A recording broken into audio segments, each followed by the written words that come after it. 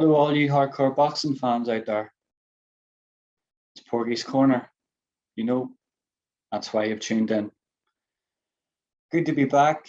I'm going to be doing some content over the next week or so until Russell's feeling a bit better.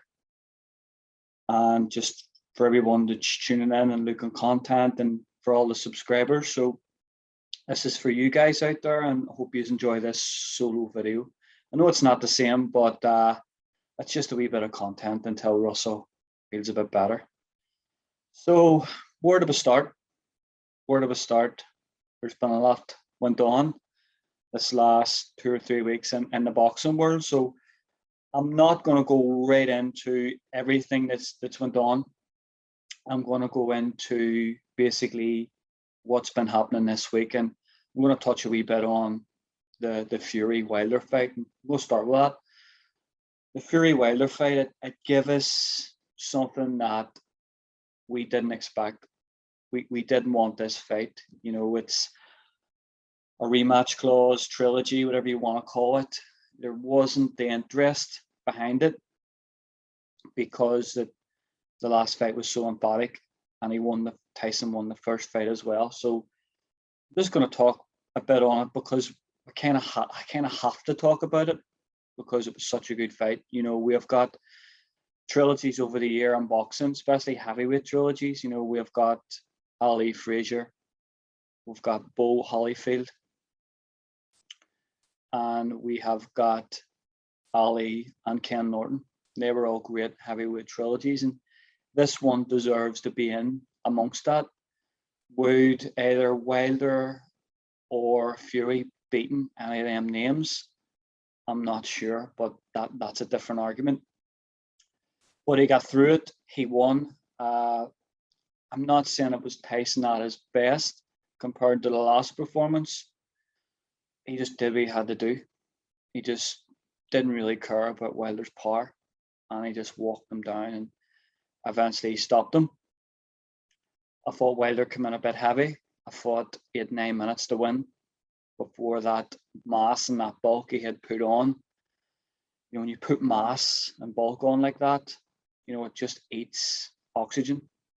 You know, it just goes into aerobic. It just eats your aerobic because the oxygen has to supply that mass and that muscle. So it didn't work for him. Was Wilder better? I don't know. You know, he still got knocked out, didn't he? He still lost.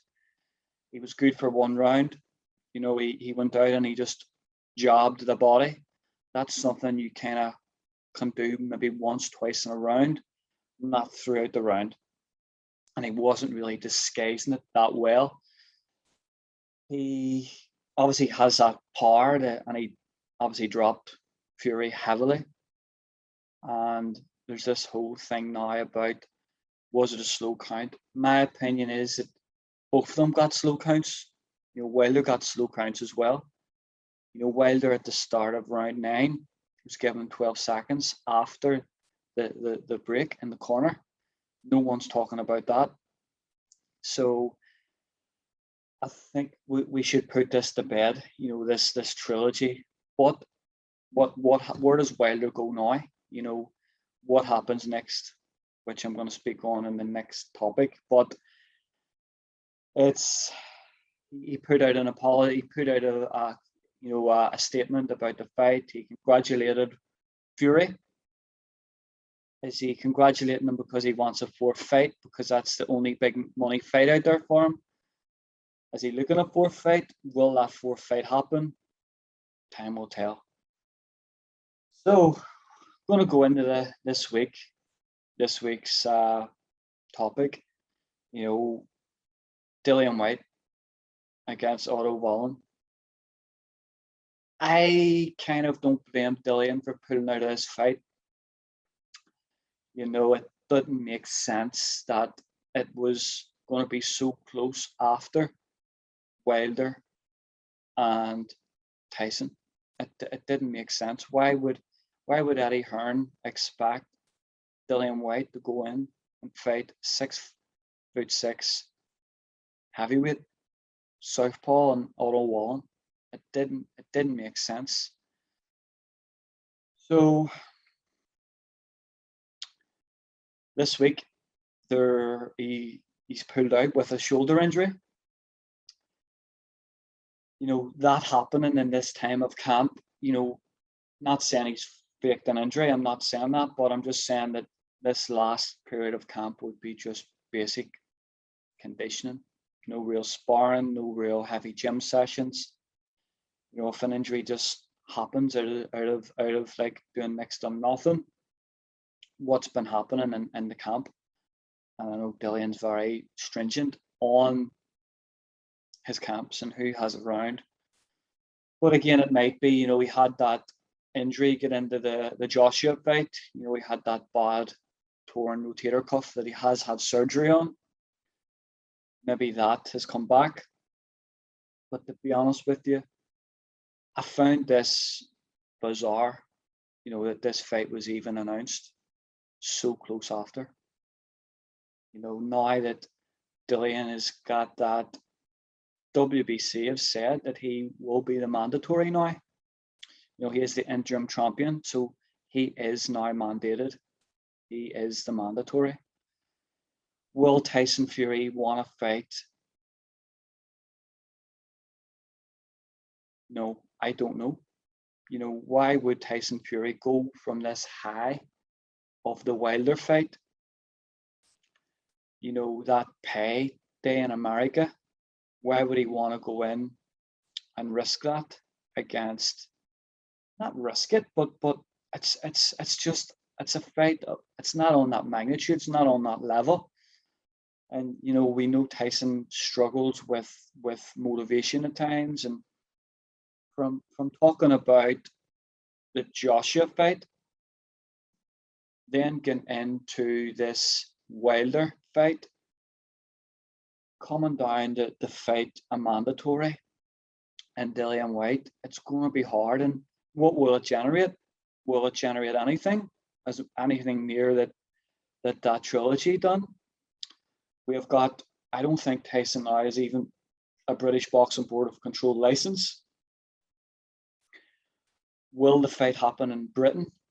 I don't think so. Will it happen would it sell in America? I've heard Frank Warren this week saying that he would love the fight to take place in the UK. And the reason he's saying that is because apart from, I think it's the Safir-Safiri fight, which was in Belfast, that was the last fight that he appeared on a solo Frank Warren show. And we know Queensberry haven't had any kind of big shows since that on that magnitude. So is he looking his slice? Is he looking his portion? Because I think now that fight deal with Bob Arum is now finished. I don't know, will he resign with Bob Arum? Is it a rolling deal, or is he solely with Frank now? So is Frank looking now to get his cut? That's why he wants to fight in the UK. I don't know. I don't think this fight will happen. I think Tyson now, from getting rid of Wilder, and we had the whole court of arbitration. He had to go to the court. That Wilder had to go to court to get this fight made.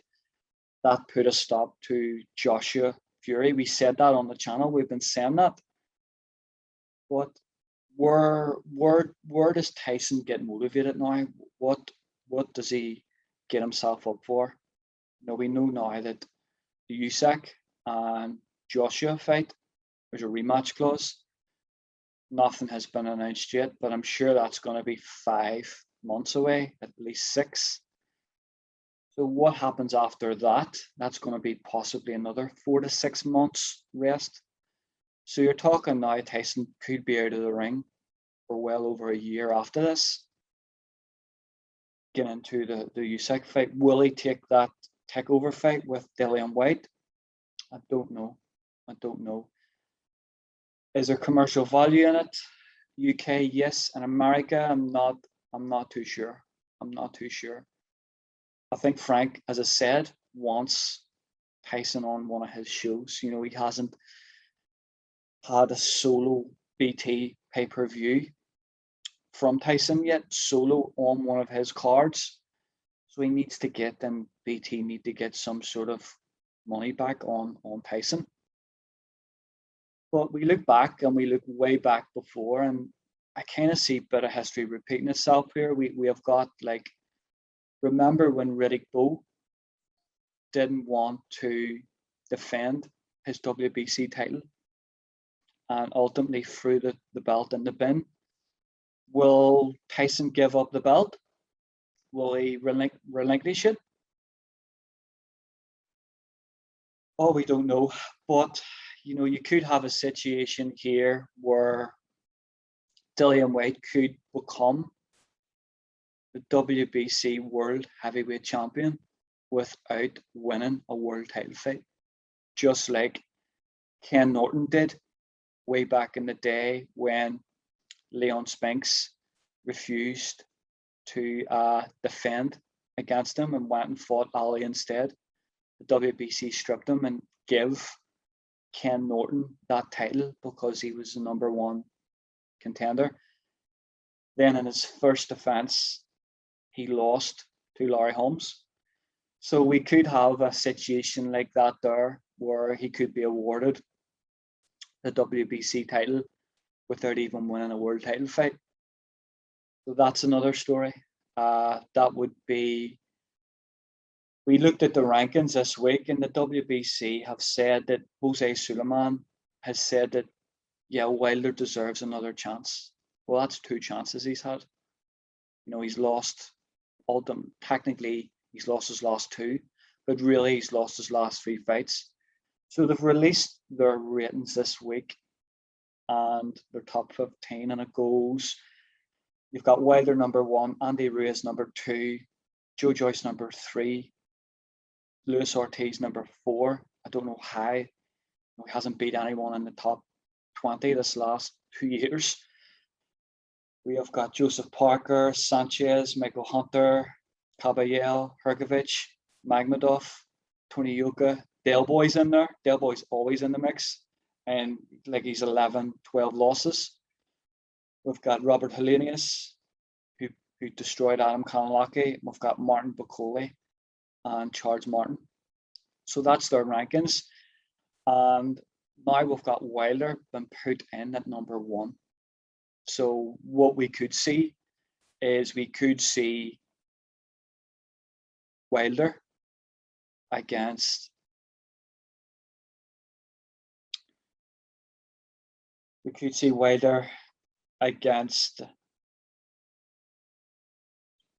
Dillian Whyte for the big WBC title. So that could happen. That fight wouldn't, you know, it would be interesting, because they've had that back and forth the last couple of years.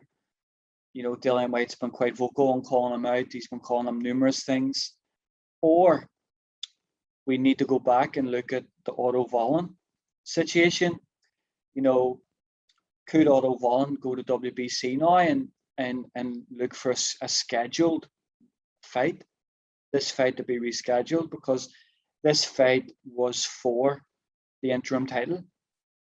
So could he go and protest, and maybe it could be a final eliminator? Could Otto Wallin, Dillian Whyte end up a final eliminator for the WBC title? Really, the WBC, you know the way they work. You know, they're very, they have a certain way of doing things, like all the sanctioning bodies. So I wouldn't be surprised if that happened. I wouldn't be surprised if it didn't happen, because it means they get Wilder back into position again to fight for a WBC title. Or do they just make Tyson franchise champion? Which Jose Sulaiman has turned around and said that this week that Teofimo Lopez isn't the WBC world champion, when Devin Haney got the WBC title via email. So that is just absolute chaos in their organization. We don't know what's going to happen. But really, you know, the last couple of weeks, there hasn't been much. We know the difference now between Sky and DAZN. You know, Sky would have built their fights. They would have built them up really, really well on the channel, on Sky Sports News, on Sky Sports. There was a lot of content there about fight build-ups. Now on DAZN, if you don't have DAZN, you don't really see the content, you don't really see the build-up. So for me, there wasn't an awful lot of interest in this fight, even in the media. It was very, very quiet for the last couple of weeks. Was it selling well? Was it ticket-wise? Was it selling well? I don't know. TV-wise, DAZN, did they just schedule this fight to keep people on subscriptions, on viewership? Because there isn't really a lot of content on, apart from foreign shows. Casual fans don't really want to watch those foreign shows. We had the Liverpool show 2 weeks ago, and basically I kept my subscription to see Wallin against Whyte. And now that I did say I was going to cancel it, I'm definitely canceling it now, because I'm going to have to wait a further down the line to see. I don't want to actually see Parker Chisora again, because it was such a terrible fight. It was awful. So where does DAZN go from here? Now all of a sudden it was, we are going to put on top cards, top shows, pay-per-view worthy, without pay-per-view. Now they've put out that they're going to put out their own pay-per-view platform, which is against the whole grain of the channel, the subscription. So you're going to be paying your subscription fees on top of pay-per-view model. Doesn't make sense. I think they're going to lose a lot of viewers. Or does that mean that Joshua is going to go to DAZN under the only reason they could afford him is pay-per-view model? So time will tell with that. That whole situation looks an absolute disaster. And is there much mileage left in AJ after that last fight? It's going to be interesting to see what they do. Eddie Hearn come on and basically said that the pay-per-view model in America was flawed. It was dated. He basically said that the numbers on the viewership on pay-per-view model in UK was good, but the American model was flawed. Is that because it's a bit cheaper in UK? It's up to £25 now, so it's actually went up. So what's going to happen with DAZN? They seem to be making their own kind of rules up as they go along. They've got their own kind of agenda now. I always thought their agenda was a pay-per-view model, because we know now that Eddie isn't going to throw the Sky money that he had. We had that Sky money. He could throw it at fights and he could overprice. They did it with DAZN in America, and they done their conkers in, with purses and putting stuff on. So they can't do that in America now, and he's definitely not going to do that in the UK. So the only way out is pay-per-view. Going back to Sky card last week, it wasn't great. It kind of looked a bit like what the content was about 10 years ago, when we had likes of Colin Lyons on topping the bills. He was a good domestic fighter in his own right. Eric Octane. We had likes of Paul McCluskey from here. But outside of that, we didn't have an awful lot. And we had Aldi Harrison. Aldi Harrison was a pay-per-view fighter then. Well, he wasn't ever a pay-per-view fighter, but it was sold. The whole David Haye fight was sold as a pay-per-view, and that just destroyed the pay-per-view model in the UK. So we look at that, what they had then, and we look at what we have got now. And I think Sky starting off has got more name brand value. They have got some better fighters than when Eddie started with Sky. He's got Savannah Marshall, he's got Chris Eubank Jr. So they're real top names. That they're You know, Savannah in her own right could be the top pound for pound female in the world if she beats Carissa Shields. That fight's going to happen. We've got Eubank Jr. He's looking, you know, to get in the world level. We've got likes of Huey coming through, who I thought fought really, really well, and I was delighted for Peter. So it was good to see Peter get a good win with Huey, because I know he's been putting a lot of work in with Huey. But the card itself wasn't great. I think Savannah at the end, her performance saved it, but we don't have the depth underneath that. We don't quite have that name brand value underneath. We don't have the quality prospects. You know, we've got kind of like cartoon gimmicked prospects coming through. You know, good ticket sellers, good personalities, but can they really deliver? Will they get the British level? It will be seen. But I think Sky are moving in the right direction. I think it's just a cheaper version that they're doing at the minute, just that they can try and get some stability back on their brand. They're trying things like camera corner, the camera in the corner that lasted once and you didn't even see it in the corner, which was a bit of a disaster. So yeah, they're trying things, and at least they're trying. You know, we've got the whole Wasserman thing there, and we've got the boxer thing there. So you've got two kind of outfits working together, which is actually good.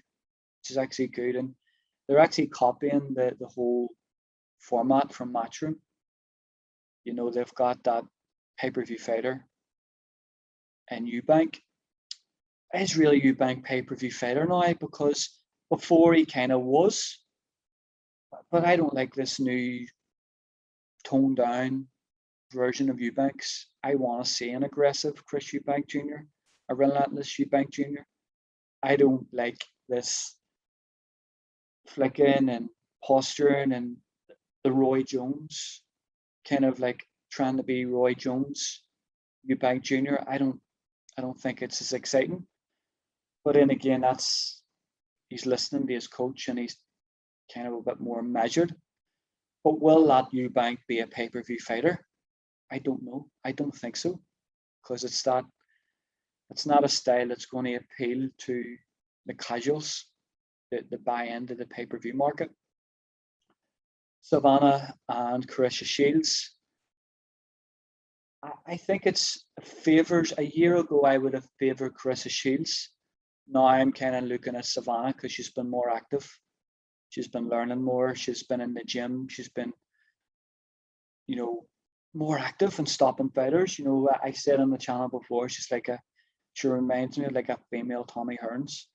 She's got those long levers and she's generating a lot of power from them. So that will be a big pay-per-view fight. I think maybe they could do a bumper card on it with Eubank, like Huey, and you've got other fighters coming through there, you know, to have signed, even Harlem Eubank as well in there, that who is a good fighter in his own right domestically. But it's going to be interesting to see what actually happens with DAZN. You know, I think if DAZN go for that pay-per-view model now, people are going to say, why are we watching this? You know, would you really pay to see Joseph Parker against Derek Chisora pay-per-view again? And if you did the first time, you're crazy, because I actually paid for it like an idiot and fell asleep halfway through it. So I have to blame for that. But would people really want to pay for that? You know, C-level heavyweight fights, C-level. Are we going to be end up paying for domestic level fights now on DAZN when they're only domestic level? So it's going to be interesting to see that dynamic. So this week we again, AJ, is he serious about the rematch?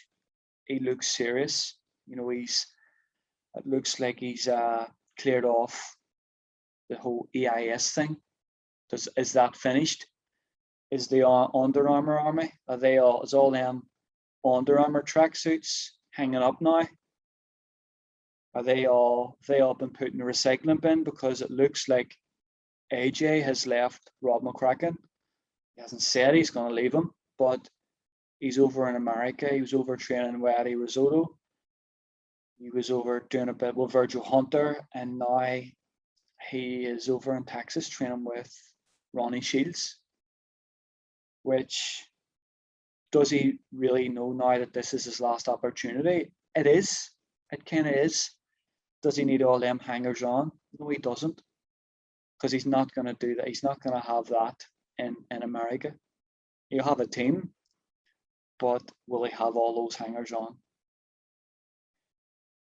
So now he's over training with Ronnie Shields. Ronnie Shields is a renowned trainer. You know, he's an established heavyweight trainer. He's someone who's worked.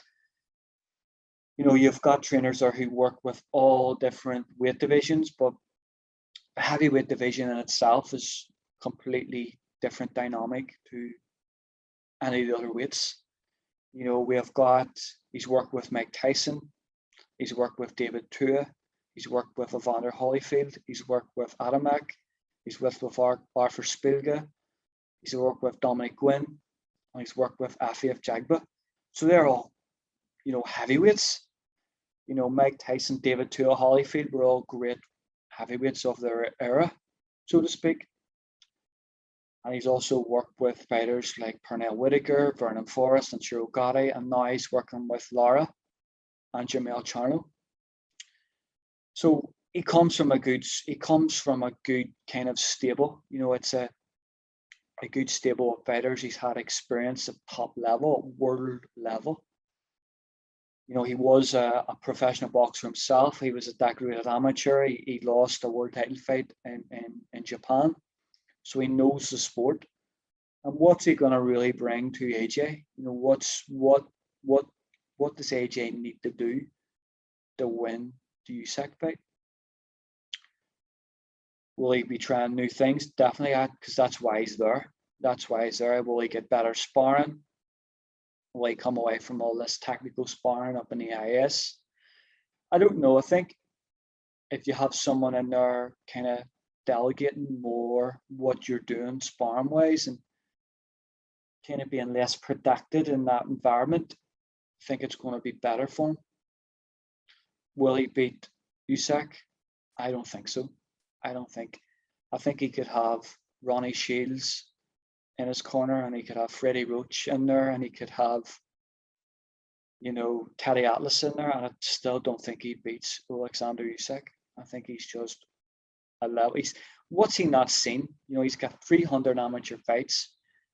You know, he's came across every style, especially that high guard European English style, that very robotic, very stiff. You know, that for him is food and drink. When will the fight happen? You know, is AJ really going to improve that much in 6 months with Ronnie Shields? So we know he's kind of targeted that rematch clause straight away. Would have been better he goes into a fight in America and just kind of builds in America for a while. He gets out of London and gets out of Sheffield. We don't know, but it's interesting to see where that relationship goes, because it's been common for quite a lot of time. You know, there has been numerous people brought in the camp. There's numerous pad coaches, there's numerous technical coaches, there's Rob McCracken there, there's Joby Clayton, there's all the Engel Hanna. So there's all these different coaches having different ideas and different philosophies, and I don't really think that is the way forward. You know, even in that amateur setup, are you really learning that pro style and that pro game? I don't think so. I think he needs to be around professionals, seasoned professionals who are world level at their own right. You know, I think if you're in a good gym environment, everything rubs off on the fighter. Where will that fight happen? Will it happen on DAZN is that why DAZN are saying that they're going to do a pay-per-view model? Will it be for AJ? Will he go to Sky? Because Sky, he's got that relationship with Sky. I think Sky, if they keep AJ, it's going to really help them. If DAZN don't get AJ, you know, where do they go from this? But it's just, there's a big spectrum in this whole equation with AJ going to America and training. So it looks interesting. I think he's going to need a bit of time with Ronnie Shields, like any coach. You know, I remember the whole Dubois thing there, that Dubois blew away that Bob Dandinu in like a couple of rounds and had that other fight in America, and everyone's saying, yeah, Shane McGuigan's done a great job on him. You can't do a great job on someone in 3 and 4 weeks. It just doesn't happen, especially at that level. The fight someone is technically brilliant, or as Johnny Nelson would say, an average southpaw, whatever that even means. So it's going to take him a bit of time to embed a style and develop a style to beat Usyk. I don't think it's going to happen, personally. I think it's going to take maybe 6 months of training and getting into a routine before he sees any difference, and sparring different ways as well. Where does that leave Rob McCracken? Will Rob McCracken still be in that loop as a camp manager? I can't see it. I can't see Rob McCracken leaving. You know, he's got that GB, you know, duties. You know, it looks like GB are going to lose most of all their medalists to professional ranks. More it looks like they are. So they're going to go into a period of as well, like a development period, where they need to be developing talent coming through the amateur ranks. And that's an even harder job for Rob McCracken. So will he give that up? No. I can't say that's a too good a job for anyone to give up like he did he didn't give it up during the Olympics for AJ. I don't think he's going to give it up now when GB are going through this whole transitional period for the next Olympics. So I can't see Rob McCracken coming out and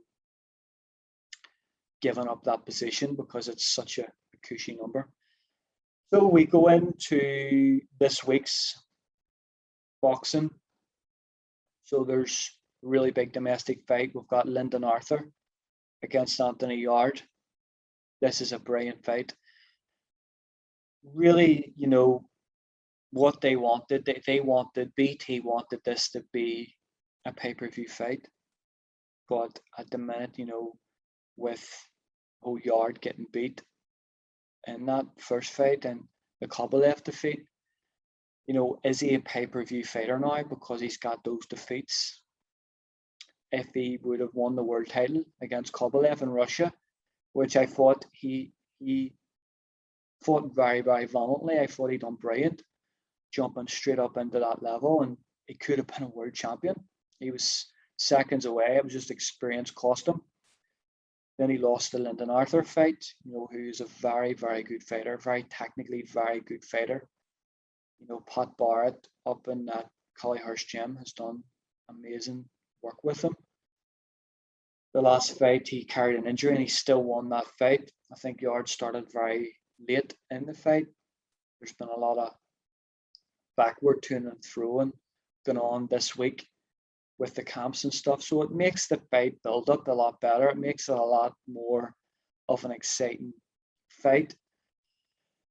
The light heavyweight division UK is deadly at the minute. You know, we have got Colm Johnson, we've got Lyndon Arthur, we've got Anthony Yarde, we've got Buatsi.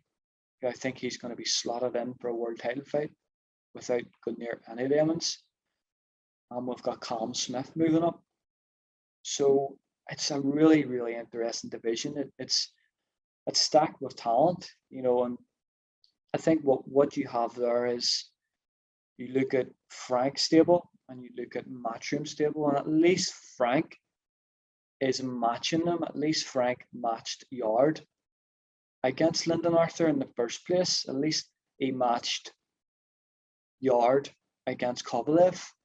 But you look across the other camp, and you've got there's Callum Smith and there's Buatsi. I can't see Eddie doing anything like that. I think he'll just veer them away and try and get them into positions. So that's going to be a really, really good fight. It's an outstanding fight, domestic fight. It's something that we used to have more of, but now that the content's so diluted now and so watered down, we don't have as much big domestic fights, because it's like domestically we're not getting those great domestic fights anymore, because we're just getting trinket belts, we are getting interim belts, and we're just getting fighters in the rankings without properly earning the right to be there. So it's going to be interesting to see. I can't wait for the fight. Really, I like Pop Barrett. I think Pop Barrett it was a crime shame that he never won a world title. You know, I highlight reel knockouts, really good fighter, went and based himself in America for a while. So I'm a big fan of Pop Barrett. I don't mind Arthur. I didn't think the opposition he fought for the Kovalev fight was actually good. I thought his last opponent was dire. I thought it was embarrassingly bad, but I don't mind him. And it's good to see he's actually fighting Lyndon Arthur again. Fair play to both of them, because I'm sure they could have went on different routes and maybe got different opportunities, but fair play to both fighters for taking it, and camps for taking it as well. It's refreshing to see that British boxing, we need fights like this. We need good domestic fights. So we do to keep domestic, to keep the British titles, you know, give them that bit of value. Domestic belts value, you know, you look at the amount of great domestic fights where over the years, you know, kind of, we don't want to I think it's kind of, the British title's been devalued so much this last lot of years by trinket belts and interim belts and regular belts. It's really good to see. So will I sit off the fence and say who I think wins? Oh, I don't know.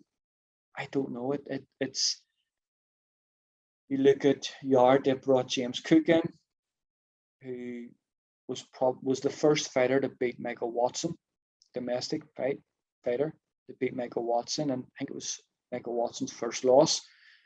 So he's had a lot of good fighters. He was a European champion himself, so he's British champion. So he's had a lot of really, really good fighters. You know, he's coached in numerous camps. He's won domestic titles, so he knows his boxing.